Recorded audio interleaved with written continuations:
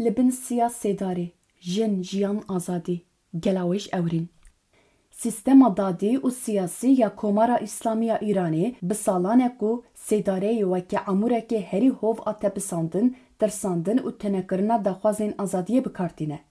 Di van demên dawî de ev karta darvekirinê bi taybetî li dijî jinên çalak van, azadîxwaz û li dijî tevaya civaka ku serî hildaye, rûyê xwe yê herî reş nîşan dide. Rejîm, jinan û herîzê de jî sînorên exlaq û mirovayiyê dibin lingên xwe de diperçiqîne. Yek ji rûpelên herî biêş û hov ên vê dawiyê darvekirina jinan û bi taybetî sê jinên ji baweriya bihayî ye ku yek ji wan du canî bû.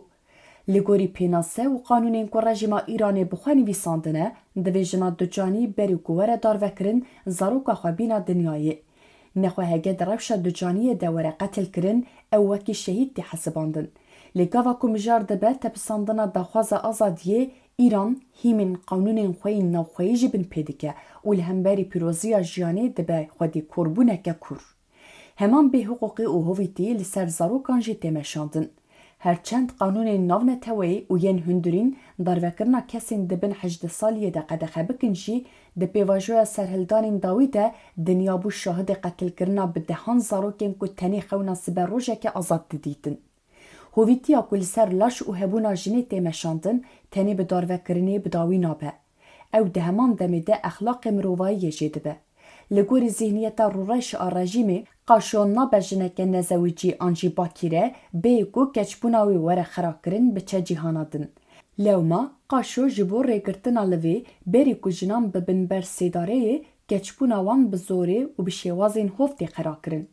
Jinên girtî berî ku werin qetilkirin, di hucreyên tarî de jaliyê rayedarên leşkerî û berpirsên girtîgehan ve tên tecawüz kirin. Ev ne tenê sûcekî şer e, ev êrişeke sîstematîk e li ser rûmet, nasname û vîna jinê. Li aliyê din daxwaza parastina desthilatdariyê, rejîm biriye asteke wisa sosret ku êdî di televizyonên fermiyên dewletê de çekan didin destê spîker û pêşkeşvanên nûçeyan. Dibin navê giringiya parastina welat de ew di rastiyê de peyama şerê navxweyî û tundiyê belav dikin. Rejîm dixwaze çekan bide alîgirên xwe û bi rêyên komên çete yên fermanber civaka Îranê parçe bike. Şerekî hundirîn gur bike û bingeha jiyana hevpar wêran bike. Plana wan aşkere ye. Hemû jinên pêşeng û azadîxwaz bigirin, amdar vebikin û yên mayî jî bi rêya van çeteyên çekdar bitirsînin û qetil bikin. Ber bi roniya jin jiyan azadî ve.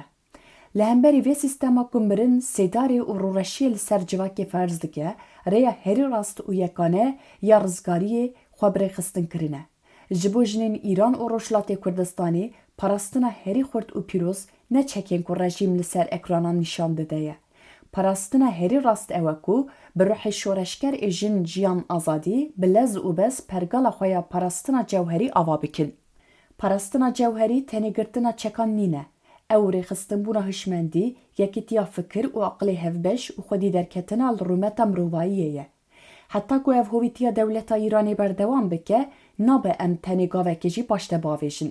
Ji ber vê yekê, têkoşîna li dijî darvekirin û tecawüzên sîstematîk divê ji çarçoveya herîmî derkeve û di asta navneteweyî de bibe dengekî gerdûnî. Divê hemû cîhan, sazî û mirovên xwedî wijdan li hemberî vê hovîtiya bê wê ne rabin ser piyan. Rejîm rewşa şer wek bihane nîşan dide û sûcên şer ên mezin dike. Divê li beramberî van sûcan tevahiya raya giştiya cîhanî heşyar be û helwestê nîşan bide. Kesên van kiryarên rejîmê nabînin û tenê dixwazin bi rejîmê re di hinek mijarên aborî de li hev bikin jî şirîkên van sûcên mezinin. Lê ya rast ew e ku çi dikin bila bikin. Xeleka sêdariyê nikare felsefeya jiyanê bifetisîne. Ew hovîtiya ku îro di hucreyên tarîyên Îranê de tê meşandin, sibê dê bibe sedema hilweşîna textê stemkaran. Çawa ku dîrokê gelek caran îspat kiriye, pergala ku xwe li ser xwîn û keda jinan ava dike, mehkûmê hilweşînê ye. Jina ku fêrî parastina xwe ya cewherî bûye, êdî ne qurbana sêdariyê ye.